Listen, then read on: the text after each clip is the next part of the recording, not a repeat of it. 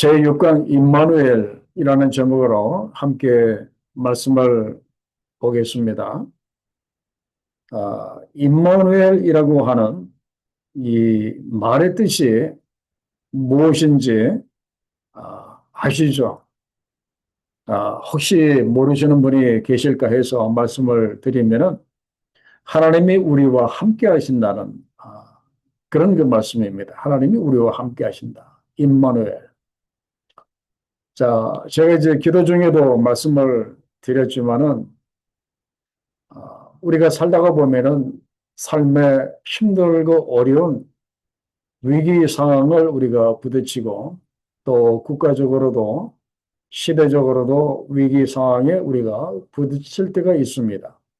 이럴 때 우리들에게 가장 필요한 것이 무엇인가 우리가 생각을 해 보면은 여러 가지가 있지만은 가장 귀한 것이 임마누엘의 그 은혜가 아닌가 생각을 합니다. 하나님이 우리와 함께 하신다고 하는 그 은혜가 가장 귀한 것이 아닌가. 그래서 위기 상황에서 우리가 해야 할 일이 있습니다. 그것이 무엇인가 하면은 오늘 하나님께서 아하스 왕에게 징조를 구하라고 말씀을 하셨는데 그가 믿음이 없어서 하나님께 징조를 구하지 못합니다. 그랬을 때 하나님이 친히 유다에게 임마누엘의 징조를 주십니다. 그 아들을 이 땅에 보내셔서 하나님이 우리와 함께 하시는 그 임마누엘의 증거를 통해서 우리와 함께 하시는 그 징조를 하나님이 보여주십니다. 그래서 오늘 우리가 구해야 할 징조가 뭐 여러 가지 징조가 있을 수 있어요. 그러나 그 중에 가장 중요한 징조는 임마누엘의 징조를 우리가 구하는 것이 중요하다 하는 거예요. 그리고 또 한 가지는 우리가 임마누엘의 약속을 우리가 믿을 수 있어야 됩니다. 하나님이 우리와 함께 하시겠다고 하시는 그 약속을 우리가 믿을 수 있어야 한다. 그런 말이에요. 그리고 세 번째는 무엇인가 하면은 임마누엘을 믿으면 임마누엘의 약속을 믿으면 그 다음에 어떻게 해야 합니까? 기다려야 합니다. 그냥 하나님이 우리와 함께 하시는 그 약속을 믿으면 그분이 역사하실 때까지 끝까지 기다려야 한다 하는 것입니다. 오늘 서론에서 제가 결론적으로 말씀드리면 이 세상의 유일한 해법이 무엇인가? 여러 가지 문제가 많은데 이 세상의 유일한 해법은 임마누엘의 예수 그리스도만이 이 세상의 유일한 해법이다. 유일한 앤서이다 하는 것을 우리가 서론적으로 제가 말씀을 드립니다. 자, 그러면은 이제 그 7장 1절로부터 2절까지의 그 말씀을 이렇게 보시면은 이 말씀이 그 시기적으로 그 언제 일어났던 그 말씀인가 하면은 유다의 아하스 왕이 다스릴 때 그때를 이야기를 합니다. 유다의 아하스 왕 때였습니다. 바로 그때에 어떤 일이 벌어지게 되는가 하면은 자, 지도를 보시면은 금방 알 수가 있어요. 그 지도를 보실 때 항상 먼저 이스라엘을 먼저 찾으셔야 돼요. 자, 이스라엘이 그 지도 중앙 약간 밑에 보면은 이스라엘이라고 이렇게 나와 있습니다. 그리고 그 약간 위에 사마리아라고 그렇게 나와 있는데 이 사마리아는 바로 북이스라엘의 그 속한 그리고 또한 그 지역에 또 에브라임이라고 하는 그 도시가 있는데 여기는 그 북이스라엘에 속한 이제 그 지역이고 바로 그 위에 보면은 수리아라고 나와 있고 아람이라고 이렇게 나와 있습니다. 그래서 그 아람의 르신 왕과 그리고 북이스라엘의 베가 왕이 서로 동맹을 맺습니다. 어떤 동맹을 맺는가 하면은 자, 오른쪽에 보시면은 그 아수르라고 하는 그 나라가 이렇게 나오는데요. 그 당시 그 아수르는 상당히 그 힘이 강한 그런 그 나라입니다. 그래서 아수르가 굉장히 그 강한 나라였기 때문에 그 주변에 있는 아람이라든지 이스라엘이라든지 주변에 이런 나라들이 조공을 이렇게 바치고 이렇게 있었어요. 그러다가 아람의 어떤 그 내부적인 문제가 아수르의 그 내부적인 문제가 이렇게 발생함으로 인해서 그 아수르가 잠시 흔들렸습니다. 그러자 그 주변에 있는 나라들이 이제 그 틈을 타서 그 아수르의 지배에서 벗어나고자 이렇게 뭉치고 있었던 바로 이제 그때였어요. 그래서 그 반아수르 동맹을 가장 내세운 그 두 나라가 그 아람과 북이스라엘이었습니다. 그들이 동맹을 맺고 이제 반아수르 정책을 이제 펴면서 그 유다의 아하스 왕 보고 이제 우리와 함께 하자. 우리와 함께 동맹을 맺자 그렇게 제의를 했는데 그 유다의 아하스 왕이 거절을 합니다. 왜 그런가 하면은 유다의 아하스 왕은 이 아수르를 지지하는 이 아수르를 그 의지하는 이제 그런 그 사람이었기 때문에 이 아람과 북이스라엘의 그 동맹 제의를 이런 지하에 거절을 합니다. 그랬더니 그 아람과 북이스라엘이 가만히 있겠습니까? 그래? 그러면은 우리가 너희를 침공하겠다. 그래서 그 아람과 북이스라엘이 예루살렘을 쳐들어온 거예요. 그래서 그 1절 하반절에 보면은 자, 예루살렘을 들어와서 쳤지만 능히 이기지 못하니라. 이제 그 유다의 아하스 왕이 간신히 이렇게 막아낸 겁니다. 간신히 이렇게 막아냈습니다. 그래서 이것이 오늘 말씀의 그 역사적인 그런 그 배경인 것을 보게 되고 이런 그 일로 인해서 2절에 보면은 그 유다의 그 백성들의 그 상태를 볼 수가 있는데 거기에 보면은 아람이 에브라임, 이 여기서 에브라임은 제가 아까도 말씀드렸지만은 북이스라엘을 그 지칭을 합니다. 그래서 아람이 북이스라엘과 동맹을 하였다 하였으므로 왕도 굉장히 두려워하고 그리고 백성들도 굉장히 마치 바람의 숲이 흔들리는 것처럼 그들의 그 마음이 흔들렸더라고 그렇게 이야기를 하고 이렇게 있습니다. 그리고 제가 그 일본에서 그 두 번째 지도를 이렇게 드린 것을 보시면은 그 아수르와 그리고 그 아람과 그리고 그 북이스라엘 그 지역이 대충 어디인가를 이렇게 보시면은 그 알 수가 있어요. 그 요즘으로 이렇게 말하면은 그 시리아, 지금도 그 이스라엘 위에 보면 그 시리아가 이렇게 나와 있죠. 그리고 그 북이스라엘, 어, 뭐 지금은 뭐 이스라엘이 뭐 하나로 그렇게 통일이 되어져 있지만은 그 북이스라엘 그 위쪽의 그 나라가 요즘에 그 이라크와 그렇게 적대적인 그런 그 관계를 맺었던 그때를 그 이야기를 합니다. 자, 이렇게 해서 그 백성들의 그 마음이 마치 그 숲이 바람에 흔들리는 것처럼 굉장히 지금 흔들렸습니다. 이걸 이제 하나님께서 아시고 이사야 선지자를 통해서 안심을 시키십니다. 자, 뭐라고 안심을 시키시는가 하면은, 자, 거기에 보면은 이사야 선지자에게 말합니다. 너와 너의 아들 살 야숲, 여기서 이 살 야숲이라고 하는 사람은 그 이사야 선지자의 첫째 아들이요. 그 아들과 함께 아스를 만나라라고 그 이야기를 합니다. 아스를 만나라. 그래서 이 아스가 지금 어디에 있는가 하면은요. 그 3절 하반절에 보면은 수도 끝 세탁자의 밭 큰 길에 나가서라고 이야기를 합니다. 왜 지금 아하스 왕이 지금 여기에 나와 있는가 하면은 바로 여기는 물이 있는 곳입니다. 그래서 지금 그 북이스라엘과 그리고 그 아람이 예루살렘을 이제 그 포위를 할 경우에 가장 필요한 것이 물이 아니겠습니까? 그래서 그 식수, 마실 물을 확보하기 위해서 지금 물이 있는 바로 이제 그곳에 아하스 왕이 나가 있는 거야. 그래서 이제 거기에 이 이사야가 가서 하나님의 말씀을 전하는데 하나님이 뭐라고 말씀을 하시는가 하면은 자, 4절을 잘 보시면은요. 너는 삼가며 조용하라라고 이렇게 말씀을 하십니다.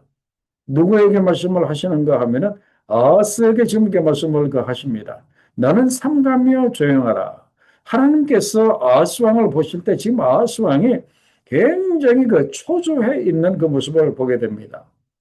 마치 그 좀 이렇게 우스갯소리로 이렇게 말하면은 이 똥 마른 그 강아지처럼 뭐 안절부절 이렇게 못하는 그 모습을 하나님이 이렇게 보시는 거예요. 아니, 자들이 왜 저럴까? 나를 믿고 좀 듬직하게 있으면 괜찮은데 왜 저럴까? 그래서 하나님이 그 이사야 선지자를 통해서 아하스에게 하시는 말씀이 너는 삼가하며 조용하라. 좀 캄다운, 좀 조용히 좀 있으라. 좀 진정하라. 그러면서 그 아람의 르신 왕과 그리고 르말리아의 아들이 바로 그 북이스라엘의 베가 왕을 말합니다. 그들이 지금 뭐 심히 화가 났어, 심히 노할지라도 그들이 뭐 동맹을 맺고 유다를 침공해 올지라도 그들은 무엇에 불과하다? 연기 나는 부지깽이에 불과하다 그러면. 여러분, 이 부지깽이가 이렇게 뭔지 아시죠? 옛날에 시골에서는 그 장작으로 이 밥을 하잖아요. 그러면 그 나무를 이렇게 밀어넣고 또 불이 잘 붙으라고 이 나무 이 막대기로 이제 거기를 이렇게 하는 그 부지깽이. 그리고 그 부지깽이 꺼내면 그 끝이 탔기 때문에 연기가 나잖아요. 그죠? 다 아실 거예요. 그들은 연기라는 두 부지깽이에 불과하다. 그러니까 두려워하지 말고 그리고 낙심하지 말라. 그런 말씀이에요. 그리고 또 5절과 6절에서 또 무엇을 말씀을 하시는가 하면 두려워하지 말라 그렇게 말씀을 했고 그 다음에 5절과 6절에 보면은 이 북이스라엘과 그리고 이 아람의 그 왕이 어떤 일을 도모하는가 하면은 자 6절에 보면은 유다를 쳐서 쓰러뜨리고 그 왕을 이제 몰아내고 새로운 왕을 세우고자 하지만 7절에 보면은 그 일은 이루어지지 않을 것이다. 네가 왕의 자리에서 쫓겨나지 아니할 것이다. 그렇게 말씀을 하십니다. 그리고 세 번째 8절에서 어떤 말씀을 하시는가 하면은 65년 내에 에브라임, 바로 북이스라엘이 패망을 할 것이다. 그렇게 말씀을 하십니다. 그러면서 북이스라엘이 패망함으로 인해서 다시는 나라를 이루지 못할 것이다. 이 세 가지 아주 듬직한 것, 세 가지를 통해서 하나님께서 그 유다와 그리고 아하스 왕을 안심시켜 주시는 그런 그 모습을 우리가 여기서 이렇게 볼 수가 있습니다. 자, 이렇게 하나님께서 확실한 어떤 그 사실을 통해서 그렇게 안심을 시켜 주면은 자, 이들이 어떻게 해야 되겠습니까? 당연히 하나님을 믿어야 할 거 아니에요. 하나님의 말씀을 믿어야 할 거 아닙니까? 그래서 9절에 이렇게 말씀을 하십니다. 자, 그게 이렇게 말씀을 하십니다.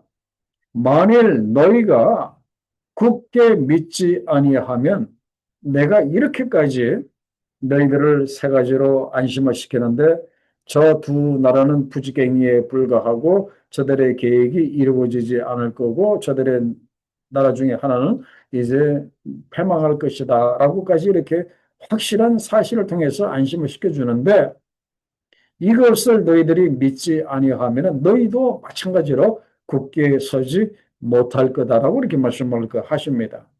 그래서 오늘 하나님이 그 유다와 백성들과 그리고 아하스 왕에게 원한 것은 어떤 믿음인가 하면은 하나님을 신뢰하는 이 믿음을 이렇게 원하신 거예요. 하나님을 철저하게 신뢰하는 그런 그 믿음을 이렇게 원하셨어요. 그리고 또 이 하나님을 신뢰하는 이 믿음이 어디서 나오는가를 우리가 좀 생각해 볼 필요가 있습니다. 저는 적어도 오늘 이 금요일 날 또 토요일 날 이렇게 아침에 강의에 나오신 모든 분들은 하나님을 신뢰하는 그 분들이고 그리고 하나님을 신뢰하는 믿음이 있는 분들로 제가 이렇게 믿는데 이 하나님을 신뢰하는 이 믿음이 어디에서 나옵니까? 하나님을 신뢰하는 이 믿음은 저절로 나오는 것이 아니라 그것은 그 하나님께 대한 이 거룩한 이 두려움이라고 할까? 하나님에 대한 거룩한 두려움. 그냥 뭐 무조건 이렇게 두려워하는 것이 아니라 이 거룩한 그런 그 두려움. 어떤 그 거룩한 어떤 그 경외심.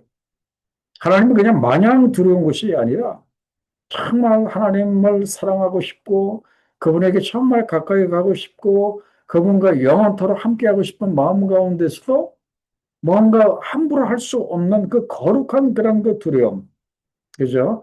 이걸 누가 가졌는가 하면은 오늘 이 말씀의 저자인 이사야 선지자가 가졌던 이제 그런 거예요.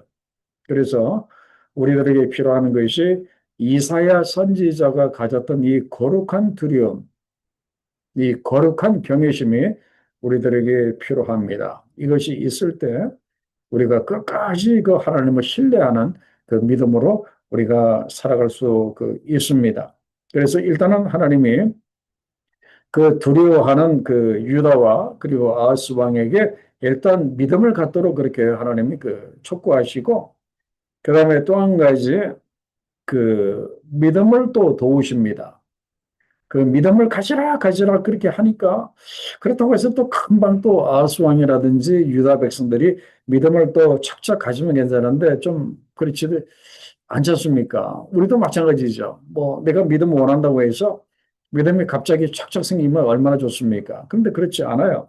그래서 하나님이 이제 아하스 왕이 믿음을 가질 수 있도록 도우십니다. 참 자상하신 그 하나님이신 것을 알 수가 있는데, 자, 하나님이 어떻게 도우시는가 하면은 그 아하스 왕에게 가서 하나님의 말씀을 전하라 그런 말씀이에요. 그 말씀이 어떤 말씀인가 하면은 11절의 그 말씀이에요. 자, 뭐라고 말씀을 하시는가 하면은 너는 내 하나님 여호와께 한 징조를 구하되 깊은 데에서든지 높은 데에서든지 구하라. 뭐 깊든지 높든지 어떤 그 한 징조를 구하라라고 이렇게 말씀을 하십니다.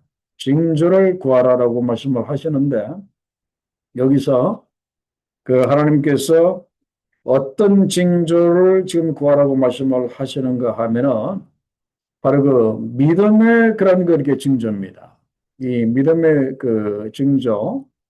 그래서 이것은 그 어떤 면에서 보면은 그 믿음의 그 징조를 갖도록 하나님께 어떤 그 믿음이라든지 어떤 그 확신이라든지 그러한 것을 내가 갖도록 하기 위해서 보여주실 어떤 그 징조 그런 그 징조를 구하라라고 그 말씀을 하시는데 이런 그 징조는요 지금 제가 참고로 말씀드린 그 사사기 6장 36절에서 40절의 그 말씀을 잘 읽어보면은 하나님이 구하라고 말씀하시는 그 징조가 무엇인지 여러분들이 이해가 될 거예요.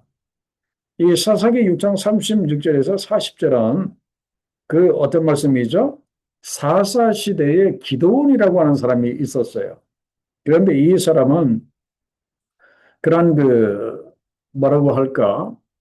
이 블레셋의 그런 침략이 너무나 많았기 때문에 뭔가 좀 이렇게 곡식을 수확을 해놓으면 블레셋 사람들이 와서 빼앗아가고 빼앗아가고 아주 어려운 가운데 이렇게 있었어요. 그래서 기드온도 숨어서 양식을 그렇게 탈곡을 해서 그렇게 먹고 살던 그런 그렇게 사람이었습니다. 그러니까 일반 평범한 이제 그런 사람이었다 그런 말이에요. 그런데 하나님께서 평범하게 살고 있었던 기도원을 하나님이 사사로 이렇게 쓰시고자 합니다. 영어로는 이렇게 judge라고 하는데 사사 시대에 사사로 이렇게 쓰시고자 합니다. 그랬을 때 이 기도원이 하나님의 뜻이 금방 마음에 와닿겠습니까? 자기는 블레셋 사람들이 숨어서 이 밀타작을 하는 그런 사람인데 어떻게 나를 이스라엘의 최전방의 최고의 지도자로 저를 세우고자 하십니까? 도저히 수용이 안 되는 거예요. 도저히 자기의 맨정신으로는 이게 감당이 안 되는 거예요. 그래서 하나님께 그러면 하나님 제가 두 가지 징조를 구하겠습니다. 이걸 들어주시면은 하나님이 저를 사사로 쓰시는 걸로 알고 제가 사사로서 나가서 블레셋과 싸우겠습니다. 했던 이제 그런 이야기예요. 그래서 그 기도원이 구한 징조가 이렇게 두 가지가 있죠. 37절에 보면은 참 재밌는 그 징조입니다. 만일 이슬이 양털에만 있고 주변 땅은 마르면, 자, 이제 양털 뭉치를 이제 밤에 둡니다. 그래서 아침에 나가서 이슬이 양털에만 있어갖고 양털이 조금 더 물러 흥건하고 그 대신 주변 땅은 이렇게 말라 있으면은 아, 하나님이 내 손으로 이스라엘을 구원하라고 하신 걸로 내가 알겠다 이제 그런 거. 그리고 또 이것만 가지고 안 되니까 이번에는 그 정반대되는 걸로 39절 하반절에 보면은 자, 밤에 이제 양털을 이제 땅에다가 놨습니다. 그리고 이제 아침에 어떤 일이 벌어지면 양털은 뽀송뽀송해요. 이슬이 하나도 안 내리고 주변 땅만 이제 이슬이 내려 있으면은 아, 하나님께서 내 손으로 이스라엘을 구원하라고 하시는 줄로 그렇게 알겠다. 그래서 40절에 보면은 그 밤에 하나님께서 그대로 행하시니 기도원이 구했던 두 가지 징조를 하나님이 그대로 이렇게 들어주십니다. 그래서 우리가 여기서 생각을 해야 되는 것이 무엇인가 하면은 이 징조를 구하는 것, 바로 이것을 우리가 좀 생각해 볼 필요가 이렇게 있습니다. 그래서 하나님이 아스의 믿음을 도와주시기 위해서 어떤 징조든지 좋다. 네가 한 징조를 나에게 구하라라고 그렇게 이야기를 합니다. 아람과 그리고 북이스라엘이 쳐들어오지 않는다고 하는 어떤 그 징조. 그죠? 아람과 북이스라엘이 쳐들어오지 않는다는 어떤 그 징조를 나에게 구하라 그런 말이에요.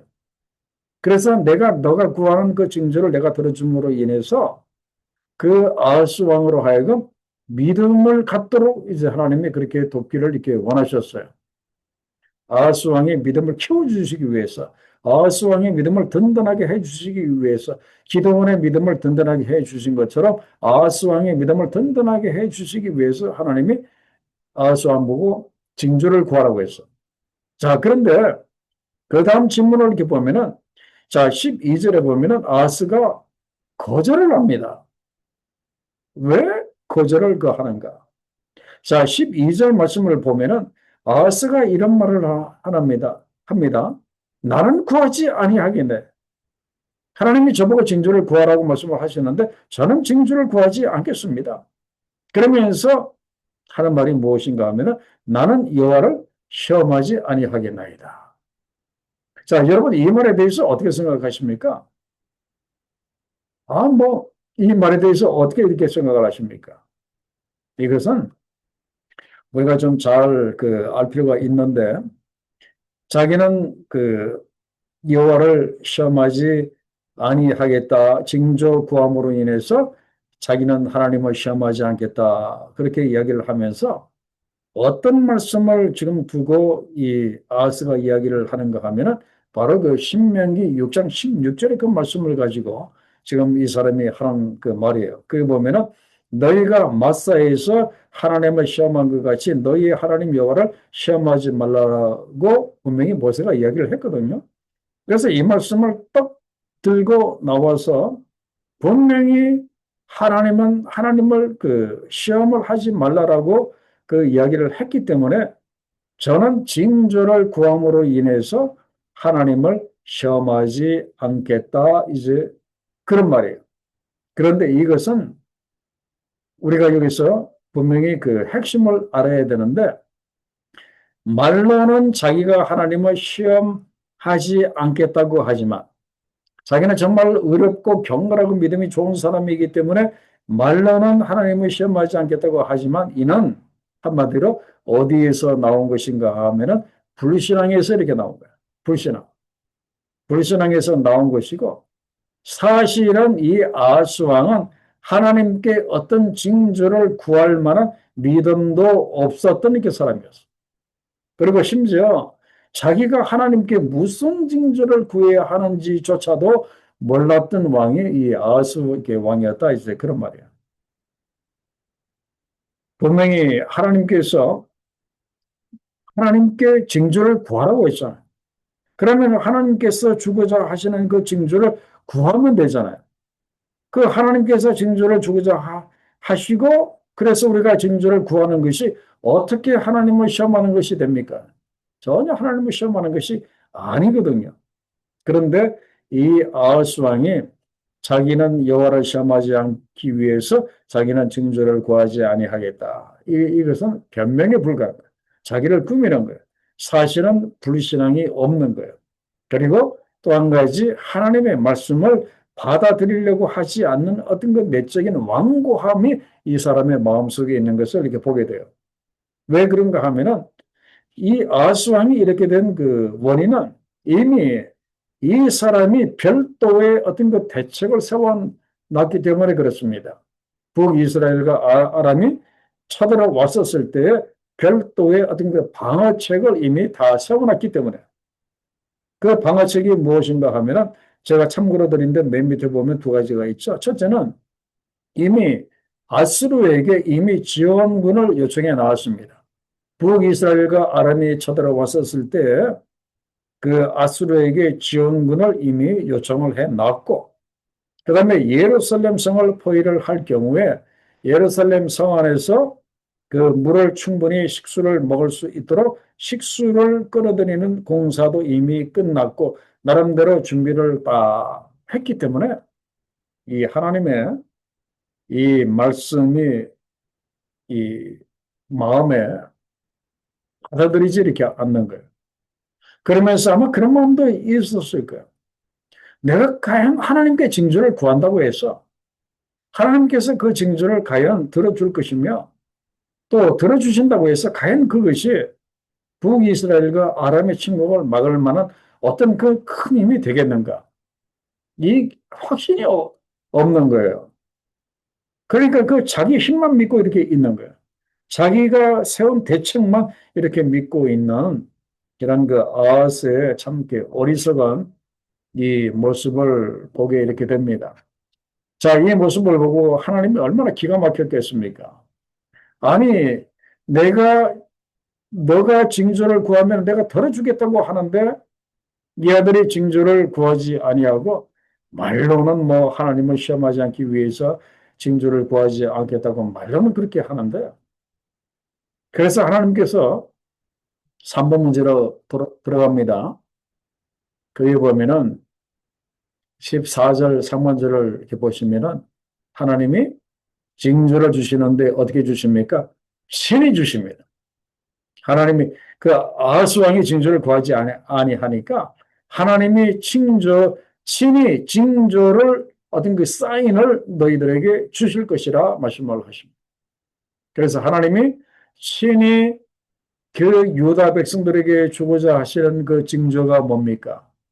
바로 그것이 임마누엘의 징조예요. 임마누엘. 그래서 14절 하반절에 나와 있잖아요. 이것이 바로 임마누엘의 징조입니다. 바로 처녀가 잉태하여 바로 그 처녀 동정녀 마리아를 말합니다. 바로 처녀가 성령으로 잉태하여 아들을 낳을 것이요 그의 이름을 임마누엘이라 하리라. 그죠? 하나님이 임마누엘, 하나님이 우리와 함께 하신다 이제 그런 말이에요. 그래서 지금 하나님께서 신이 보여주신 그 징조는 임마누엘의 그 징조입니다. 그 임마누엘의 이 징조가 바로 그 하나님의 아들 독생자 예수 그리스도를 이 땅에 보내셔서 하나님이신 그분이 우리와 함께 하시는 이 징조. 이 징조를 하나님께서 친히 이렇게 보여 이렇게 주시는 거예요. 바로 이것이 마태복음 1장 21절로 23절에 보면은 그대로 지금 이렇게 나와 있는 것을 보게 됩니다. 자, 마태복음 1장 22절을 한번 보세요. 그게 보면은 이 모든 일이 된 것이 주께서 선지자로 하신 말씀이라고 했습니다. 자, 아들을 낳을 것이니 아들의 이름을 예수라 하라 한 이것이 바로 주께서 선지자, 바로 그 이사야 선지자로 하신 그 말씀이라 그런 말이에요. 이사야 7장 14절의 그 말씀이에요. 그 말씀을 이루려 하심이라. 보라 처녀가 잉태하여 아들을 낳을 것이요 그의 이름은 임마누엘이라 하리라 하셨으니. 자, 임마누엘 이름의 뜻이 뭐라고요? 하나님이 우리와 함께 계시다. 그런 뜻입니다. 하나님이 우리와 함께 계시는데, 자, 누구를 통해서 하나님이 우리와 함께 하십니까?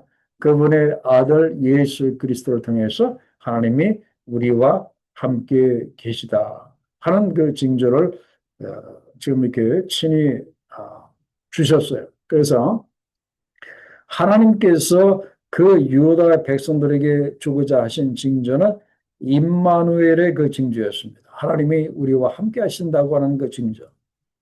자, 여기서 이 임마누엘의 징조는 굉장히 이렇게 중요한 거예요. 자, 여러분들은 이 임마누엘의 징조를 어떻게 생각하세요?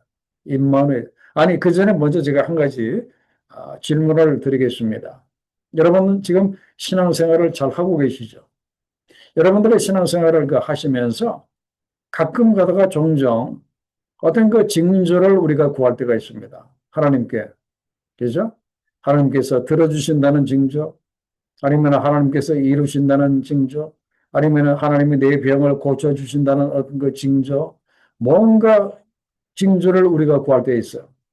자, 여러분들은 어떤 징조를 구하고 있습니까?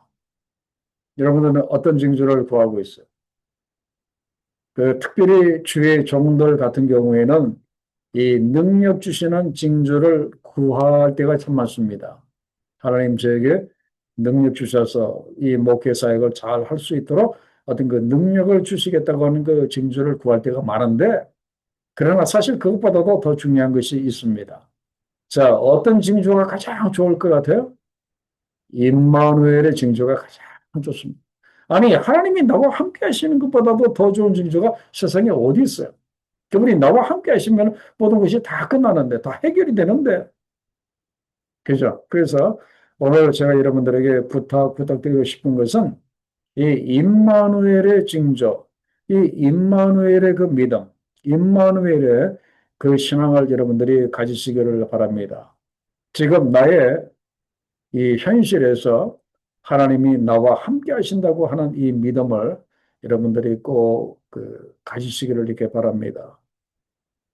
이것이 가장 중요한 그런 징조였고, 그리고 가장 위대하고, 그리고 가장 확실한 그런 징조였어요. 세상에 그 임마누엘의 징조보다도 더 크고 확실하고 위대한 그런 징조는 이렇게 없습니다. 그래서 여러분들이 그 임마누엘의 징조뿐만 아니라 이미 임마누엘의 그런 징조는 그 예수 그리스도를 통해서 우리들에게 보여주셨어요. 그리고 또 우리와 함께 하시는 그 성령을 통해서 또한 이미 그 징조가 이렇게 우리들에게 보여졌습니다. 그렇기 때문에 여러분들 이제 가져야 할 것은 이 임마누엘의 신앙, 임마누엘의 그 믿음을 여러분들이 꼭 가지시기를 바랍니다. 하나님이 나와 함께 하신다.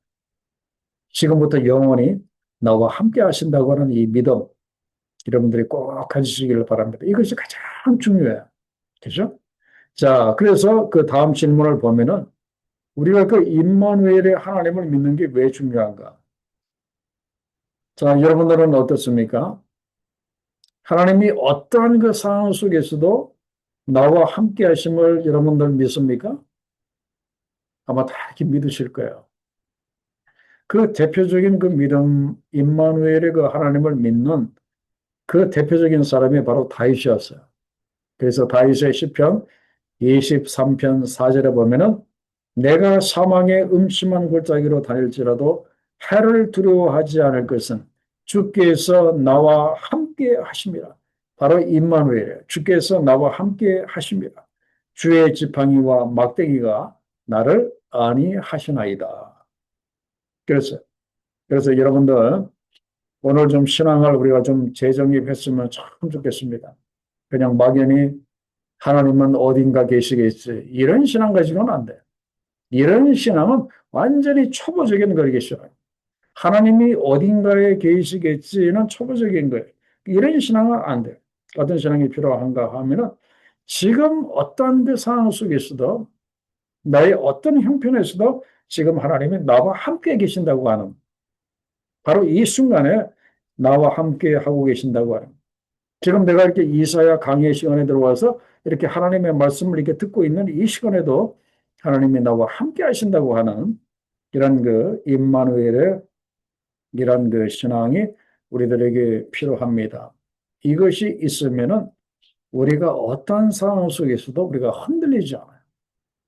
다 극복을 할 수가 이렇게 있습니다. 자, 그 다음에 이제 다음 문제를 보면은 하나님께서 아하스의 불신을 어떻게 심판하십니까? 그렇게 나와 있는데 그 아하스가 하나님이 친히 이렇게까지 그렇게 징조를 주시고 그렇게 하시는데 끝까지 너가 임마누엘의 하나님을 믿지 않게 되면은 그 하나님께서 어떤 그 심판을 하신다고 말씀을 하셨는가 하면은 그 두 가지예요. 그게 보면은 아하스 너가 아수르를 그렇게 의지하지만 결국 너가 그토록 의지했던 아수르가 면도칼이 되어서 유다의 머리털과 발털과 수염을 밀게 해서 수치를 당하게 할 것이다. 그런 말씀을 하셨어요. 그 고대 유대인들은 그 머리를 자르지 않았습니다. 우리 지난번에 그 에스겔서 말씀에도 이렇게 나왔죠. 수염을 자르지 아니했어요. 그런데 수염이 잘리고 머리털이 잘리는 것은 엄청난 그 수치예요. 그래서 그런 그 아수르가 면목칼이 되어서 너희의 머리털과 발털과 수염을 밀게 해서 너희로 하여금 수치를 당하게 할 것이다. 그런 말씀을 했고, 그 다음에 어떤 그 심판인가 하면은 너희가 사는 그 땅을 완전히 찔레와 가시로 무성화. 그래서 사람이 살기 힘들고 들짐승들만 사는 황량한 곳이 되게 할 것이다. 하나님이 그렇게 말씀을 이렇게 하셨습니다. 그죠? 그렇게 될 거라. 그렇게 임마누엘의 하나님을 믿지 않을 때 이렇게 될 거라고 하나님께서 이제 그 심판을 말씀하셨어요. 자, 그러면 이제 8장으로 넘어갑니다. 이사야 8장으로 넘어가서 이제 4번의 문제인데, 자, 이사야가 그 아들을 낳을 때 그 이름을 무엇이라고 지었습니까? 그랬습니다. 이미 이사야는 그 아들이 그 하나 이렇게 있었어요. 그래서 그 아하스 왕을 그 찾아갈 때 보면은 스알 야숲이라고 하는 그 아들이 그 7장 3절에 있었었고, 그 다음에 이제 그 아들을 그 낳게 그 되는데 그 아들의 이름을 마헬 살랄 하스바스 좀 이름이 좀 어렵습니다. 그렇게 지어라라고 이야기를 했는데 이 마할 살랄 하스바스라고 하는 그 이름의 뜻은 무엇인가 하면은 약탈이 속히 이른다 그런 말이에요. 약탈이 속히 이른다 그런 말입니다. 약탈이 속히 이른다 이제 그런 말씀이에요. 그런데 이 누가 누구에게 그렇게 되는가 하면은 그 아수르에 의해서 북이스라엘이 약탈당할 것을 이렇게 말씀을 하시는 거예요. 그 아수르에 의해서 북이스라엘이 그 약탈당할 것이 속히 일어날 것을 그 이사야 선지자의 그런 그 둘째 아들의 그런 그 이름을 통해서 이제 그렇게 말씀을 그 하셨고, 그 다음에 이것이 언제 그 이루어지게 그 되는가 하면은요, 거기에 보면은 언제 이루어지게 되는가 하면은, 자, 그 둘째 아들이 이제 태어나서 아빠, 엄마 소리 하기 그 전에 아수르가 북이스라엘의 그런 그 아람과 북이스라엘의 재물을 이제 다 빼앗아 갈 것이다. 그러니까 앞으로 2, 3년 안에 이제 그 아수르가 북이스라엘과 그리고 그 아람의 모든 그런 그 재물을 이제 아수르가 그 빼앗아 갈 것이다 하는 것을 그 아들의 이름을 통해서 하나님이 그 말씀을 이렇게 하신 거예요. 자, 그러면서 자, 8장 그 5절과 6절의 말씀을 보십시오. 거기 보면은 하나님은 왜 자신을 천천히 흐르는 실로의 물이라고 말씀을 하셨는가? 자, 거기 보면은 이렇게 보십시오. 그 6절 말씀을 보세요. 이 백성이 천천히 흐르는 실로와 물을 버리고 르신 그 아람의 그 왕이죠. 르신과 그리고 르말리아의 아들 이스라엘의 베가 왕을 기뻐한다라고 그 말씀을 그 하시는데 여기서 일단 우리가 그 르신과 그리고 베가 왕을 기뻐한다고 하는 것은 먼저 좀 알 필요가 있습니다. 그것은 그 다음 질문에 이렇게 나와 있는데 그 유다가 르신과 르말리아의 아들을 기뻐한다는 것은 그들의 그 패망을 기뻐한다는 이제 그런 말이에요. 그 아수르가 그 아수르에 의해서 그 북이스라엘과 그리고 그 아람이 그 패망당하는 것을 그 기뻐한다. 왜 그런가 하면 그 나라가 동맹을 맺고 이 유다를 그 힘들게 한 적이 이렇게 있었었거든요. 그걸 이제 기뻐한다는 이제 말입니다. 그런데 이제 중요한 것은 하나님이 그것이 아니라 너희가 천천히 흐르는 실로와 물을 버렸다. 바로 이것이 이렇게 중요한 거예요. 자, 이 천천히 흐르는 실로와 물이 어딘가를 먼저 이 지도로 보시면 그 알 수가 있습니다. 자, 그 지도의 그 사진을 이렇게 보시면은 저 위에 그 예루살렘 성전이 있던 자리가 있습니다. 바로 그 밑으로 이렇게 내려오면은 그 다윗성이 있던 그 자리가 있고요. 그리고 다윗성 밑으로 이렇게 쭉 내려오면은 그 실로암 그 연못이 있습니다. 지금도 여러분들이 그 이스라엘 여행을 가면은 그 실로암 연못에 여러분들이 가실 수가 있어요. 그런데 그 신라한 그 연못에 물이 들어오는데 어디에서부터 물이 들어오는가 하면은 그 오른쪽에 보면은 기온샘이라고 이렇게 나와 있습니다. 기온샘. 그 기온샘에서부터 실로암까지 그 물이 이렇게 흐릅니다. 천천히 흐릅니다.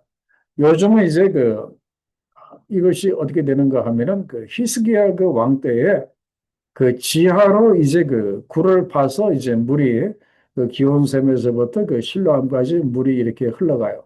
그러면 이게 다이성에서 이게 두루박이라고 하죠. 그걸 내리면은 얼마든지 그 물을 이제 그 떠올 수 있는 그런 그 시스템을 이렇게 그 만들었는데 그 기온에서 실로암까지 흐르고 있는 그 물을 천천히 흐르는 실로암 물이라고 했는데 이 천천히 흐르는 실로와 이 물은 누구를 의미하는가 하면은 유다의 하나님을 의미합니다. 그러니까 실로와 물은 기온에서 흐르는 작은 물이고 그리고 천천히 흐릅니다. 그러나 마르지 않습니다. 이 물은 마를 리가 없어요. 계속 이렇게 흐릅니다. 지속적으로 이렇게 흐릅니다. 그래서 이 천천히 흐르는 이 실로와 물은 바로 그 하나님의 그 역사를 의미를 합니다. 그 하나님의 그 역사는 천천히 흐르는 실로와 물처럼 작고 느리지만 우리 하나님은 지속적으로 일을 이렇게 하십니다. 천천히 수천 년에 걸쳐서 천천히 그렇게 하나씩 하나씩 그렇게 미리 말씀하시고 이러시고 미리 말씀하시고 이러시고 이렇게 하는 거예요. 그런데 지금 이 유다 백성들은 그리고 아하스 왕은 마음이 지금 급합니다. 여기저기서 이렇게 적들이 와서 장례들을 힘들게 하고 그렇게 하려고 하니까 마음이 너무나 이렇게 초조한 거예요. 그래서 하나님이 하시는 그 일이 너무나 느리게 느껴져 가지고 그 하나님의 용납이 이렇게 안 되는 거예요. 그리고 하나님께서 친히 그 임마누엘의 징조를 보여주시는데 그 징조가 뭐라고 했습니까? 처녀가 잉태하여 아들을 낳는다고 했는데 그 징조가 언제 이루어질 게 징조입니까? 이 사람들에게 이 징조를 말씀하시고 나서 700년 뒤에 지금은 BC 700년경의 그 이야기거든요. 예수님은 그죠? BC가 이제 끝나고 AD로 넘어가면서 그때 오셨잖아요. 그러니까 이 징조는 앞으로 700년 뒤에나 겨우 일어날까 말까 하는 건데 우리가 언제까지 그것을 기다릴 수 있겠습니까? 마음이 지금 이게 초조한 거예요. 그래서 도저히 천천히 흐르는 실로와 물과 같은 그 하나님의 역사를 얘들이 그 버린 것을 우리가 여기서 그 알 수가 이렇게 있습니다. 참 이걸 보면은 우리가 좀 깨닫고 배워야 할 것이 이렇게 있어요. 깨닫고 배워야 할 것이 있다. 때로는 하나님의 그 역사가 속히 그냥 빨리빨리 우리 한국 사람도 급하잖아요. 빨리빨리 다 이렇게 이루어지면 참 좋은데. 천천히. 어떤 역사는 뭐 10년, 20년, 30년에 걸쳤어. 또 몇백 년에 걸쳐서 그러다가 보니까 사람들의 숨이 막히는 거야.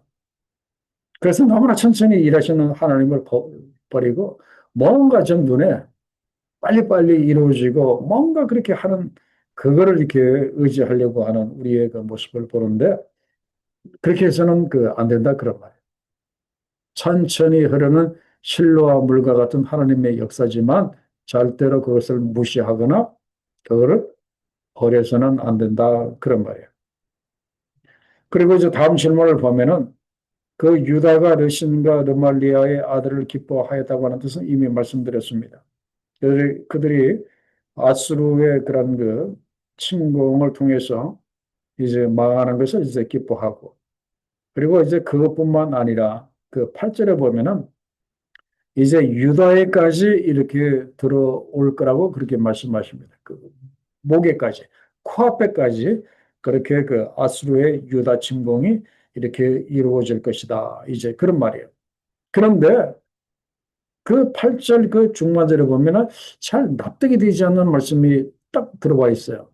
임마누엘이요? 라는 이 말씀이 이렇게 들어와 이렇게 있는 거예요. 임마누엘, 임마누엘. 도대체 여기서 이 임마누엘이라고 하는 이 말씀이 이렇게 무엇인가? 임마누엘. 왜 갑자기 유다가 아수르의 침공을 받는다고 하면서 왜 임마누엘이라고 이렇게 말씀을 이렇게 하셨는가? 이건 이렇습니다. 유다에 대한 아수르의 침략은 하나님이 유다와 함께 하시는 표시라는 거예요. 말씀이 좀 굉장히 어려운데 하나님이 우리와 함께 하시는 것이 꼭 축복 주실 때만 우리와 함께 하시는 것이 아니다. 그런 말씀입니다. 이 반대되는 상황 속에서도 하나님이 우리와 함께 하시다. 우리가 죄를 짓고 우리가 불신이 있을 때 하나님이 우리를 막 때리실 때, 우리를 심판하실 때 그거 역시 하나님이 우리와 함께 하신다는 그 표시입니다. 아버지가 자식에게 관심이 없으면 자식이 뭐 되든 말든 때리지 않잖아요. 야단치지 않잖아요. 그렇기 때문에 하나님은 꼭 축복으로만 우리와 함께 하시는 것이 아니라 하나님은 축복과 심판으로 우리와 함께 하십니다. 심판과 구원으로 하나님이 우리와 함께 하신다. 그런 말이에요. 그죠? 그래서 여러분들이 임마누엘 그러면 항상 좋을 거라고만 생각하지 마십시오. 우리가 잘못할 때 하나님이 내게 와서 나를 혼내키시고 나를 때리실 때 그거 역시 임마누엘이에요. 지금 그래서 갑자기 중간에 임마누엘이에요. 하는 말씀이 이렇게 들어와 있어요. 자, 그 다음에 5번의 말씀을 이렇게 보면은요. 그 9절에 뭐라고 말씀을 하셨는가 하면은 너희 먼 나라 백성들아 들을지어다. 너희는 끝내 패망하리라 말씀을 하시는데 여기에 보면 패망하리라 말씀이 3번 나옵니다. 9절에 보면 끝내 패망하리라. 9절 하반절에 끝내 패망하리라. 그리고 10절에 보면은 끝내 이루지 못하리라. 또 끝내 시행되지 못하리라. 그렇게 말씀을 하십니다. 이는 하나님이 우리와 함께 계십니다. 임마누엘의 하나님이 우리와 함께 하시기 때문에 아수르라든지 다른 그런 그 민족들이 뭔가 해보려고 하지만 결국 패망 그리고 그들이 계획하는 바가 이루어지지 못할 것이다. 그런 말이에요. 그래서 결국 BC 609년에 이 이스라엘 유다를 힘들게 했던 그 아수르가 그 신흥 바벨론 제국에 의해서 609년에 망합니다. 그죠? 뭐 그동안 있었던 많은 그 제국들이 뭐 바벨론, 뭐 헬라라든지 로마라든지 많은 제국들이 다 망했잖아요. 패망했잖아요. 그죠? 예. 왜? 누가 역사하시기 때문에? 이는 하나님이 우리와 함께 계셨기 때문에. 임마누엘의 하나님이 함께 하고 계시기 때문에. 자, 그러면서 이제 그 다음 질문을 보면은요. 하나님은 이사야를 어떻게 깨우치셨습니까? 그랬습니다.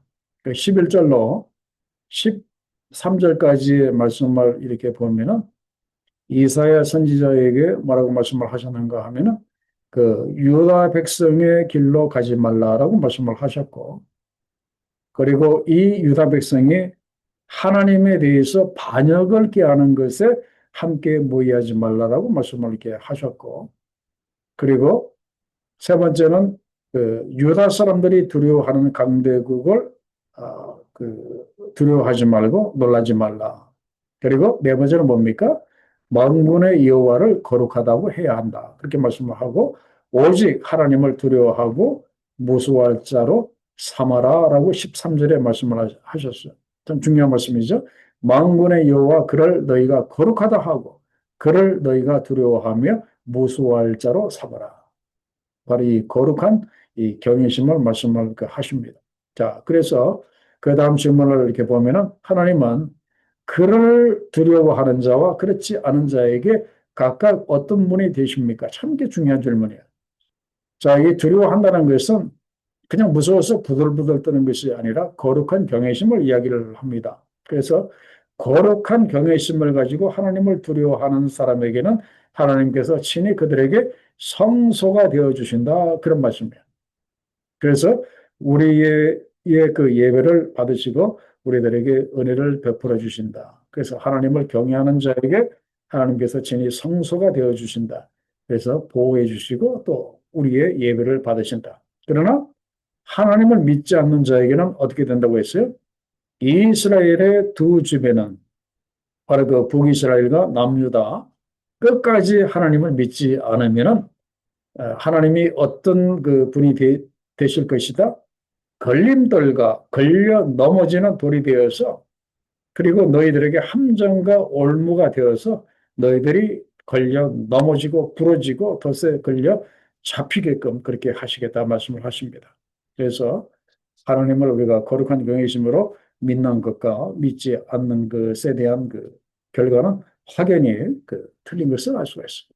자, 그래서 이제 6번 문제를 보면은 이사야가 해야 할 일이 무엇이며 그는 어떤 결심을 하였습니까? 그랬습니다. 자, 그게 보면은 자, 일단은 이제 결심부터 보면은 나는 여호와를 기다리며 그리고 그를 바라보리라. 바로 이사야의 그 결심이에요. 그런데 중요한 것이 바로 그 16절 상반절에 보면은 하나님이 무엇을 말씀을 하셨는가 하면은 너는 증거의 말씀을 싸매며 율법을 내 제자들 가운데서 봉함하라 그렇게 말씀을 하십니다. 봉함하라. 이걸 통해서 하나님께서 야곱의 집에 대해서 얼굴을 가리시겠다 그런 말씀이에요. 도대체 이것은 무슨 말씀인가? 여기서 하나님께서 하나님의 얼굴을 가리신다고 하는 것은 하나님이 그들에게서 완전히 떠나시겠다는 뜻이 아니라 그들이 하나님을 간절히 찾기를 원하셨기 때문에 잠시 하나님의 얼굴을 가리시겠다는 그런 말이에요. 하나님의 소중함을 알도록 하기 위해서. 하나님의 그 마음은 잠시 내가 없으면 이들이 나를 찾을 것이고 그리고 나의 소중함을 알게 될 것이다. 이제 그런 말씀이에요. 그래서 내가 잠시 어딘가 갔다 오겠다. 그랬을 때 이사야는 나는 그 하나님을 기다리고 그를 바라볼 것이다. 이제 그런 말이에요. 자, 그리고 이제 18절 말씀에 보면은 이때에 이사야와 자녀들이 백성 중에 무엇이 되었습니까? 그랬는데 여기 보면 보라 나와 및 여호와께서 내게 주신 자녀들이 이스라엘 중에 징표와 예표가 되었다. 그렇게 말씀을 하십니다. 자, 제가 앞에서 말씀드렸어요. 이사야 선지자의 첫째 아들의 이름이 뭐라고 했습니까? 스알 야숲이라고 했습니다. 스알 야숲. 이 스알 야숲이라고 하는 아들의 이름은 참 이름이 좋아요. 남은 자는 돌아온다. 이제 그런 말이에요. 남은 자는 돌아온다. 그래서 하나님께서 앞으로 남은 자를 통해서 구원의 역사를 이루시겠다 이제 그런 말이에요. 자, 그다음에 둘째 아들의 이름이 뭐라고 했습니까? 둘째 아들은 마할살렐 하스바스라고 했습니다. 이것은 바로 그 하나님께서 아수르를 통해서 그 아람과 북이스라엘과 그리고 유다를 노력할 것을 그 이야기를 그 합니다. 그죠? 끝까지 너희가 돌이키지 아니할 때, 뭐, 아람은 물론이고, 북이스라엘과 그리고 유다를 이제 하나님께서 그 심판하시겠다. 그런 그, 뜻입니다. 그래서 여기에도 보면은, 구원과 심판이 또 같이 나오는 것을 이렇게 보게 됩니다. 자, 그래서 이제 마지막 질문이에요. 마지막 질문에 보면은, 백성이 마땅히 누구에게 물어야 하며 무엇을 쫓아야 합니까? 그랬습니다.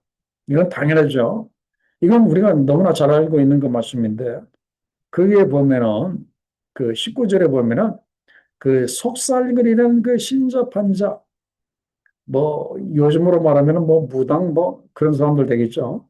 그 속살그리는 신접한 자와 마술사에게 그 묻지 말고, 그리고 누구에게 물으라고 했습니까? 백성이 자기 하나님께 구하라. 그렇게 말씀을 하십니다. 하나님께 물으라라고 말씀을 하십니다. 그래서 산자를 위해서 그 묻는데 왜 죽은 자에게 구하겠느냐? 이 죽은 자, 이 속살 그리는 신접한 자나 마술사, 이들은 다 영적으로 죽은 자들 아닙니까? 그래서 산자를 위하여 죽은 자에게 구하겠느냐? 그리고 무엇을 따르라고 했습니까? 마땅히 20절에 하나님의 율법과 하나님의 말씀을 마땅히 그 따르라라고 말씀을 하십니다. 그러나 그렇게 하지 아니하면 어떻게 된다고 했습니까? 22절에 보면은 그들이 환난과 흑암과 고통의 흑암을 이제 심한 흑암 가운데 이제 그들이 이제 처할 것이다라고 그 말씀을 하셨어요. 그래서 자 결론 및 적용을 이렇게 봅니다. 결론 및 적용을 봤는데 자 그 서론에서도 제가 말씀을 드렸지만은 오늘 말씀의 제목이 뭡니까? 임마누엘입니다. 그래서 하나님이 우리와 함께 하신다고 하는 그 임마누엘. 오늘 우리가 가져야 할 그 징조와 오늘 우리가 가져야 할 그 믿음이 임마누엘의 그 징조와 임마누엘의 그 신앙이 이렇게 필요해요. 아니 다른 뭐가 필요하겠습니까? 하나님이 우리와 함께 하시고 하나님이 우리 나라와 함께 하신다고 하는 이 징조와 이 믿음, 이 신앙이 참 필요한 때고 그리고 예수께서 오실 그 종말의 때가 가까울수록 우리들에게 필요한 것이 이 하나님이 나와 함께 하신다고 하는 이 임마누엘의 그 믿음이 참 중요합니다. 그래서 적어도 이 강의에 나오시는 모든 분들은 이 임마누엘의 그런 그 믿음, 이 믿음이 확고하시기를 우리 주의 이름으로 간절히 축원합니다. 자, 기도하겠습니다. 아버지 하나님의 오늘 귀한 말씀으로 이렇게 찾아오시고 이제 임마누엘의 이러한 그 신앙과 믿음을 우리들에게 말씀해 주셔서 너무나 감사합니다. 하나님, 시대적으로 또 개인적으로 여러 가지 힘들고 어려울 때 사람들이 많은 또 다른 것들을 구하고 의지하려고 하지만 그러나 하나님이 우리와 함께 하시는 이 징조와 하나님이 우리와 함께 하시는 것보다 더 확실한 것이 없음을 저희들이 말씀을 통해서 오늘 배웠습니다. 하나님 저희를 긍휼히 여겨주시고 저희들에게 임마누엘의 이란 그 믿음으로 우리가 끝까지 이 마지막 때를 견뎌낼 수 있도록 이 임마누엘의 이 믿음으로 우리들에게 맡겨주신 그 모든 이제 사역들을 잘 감당해 낼 수 있도록 하나님 저희를 이제 도와주시고 이제 그 아들 예수 그리스도를 통해서 우리 주의 성령을 통해서 오늘도 우리와 함께 하시는 하나님 감사합니다. 저희들이 임마누엘의 이런 그 신앙 체험으로 우리가 살아갈 수 있도록 하나님 도와주옵소서. 감사하오며 예수님의 귀하신 이름으로 기도하옵나이다. 아멘.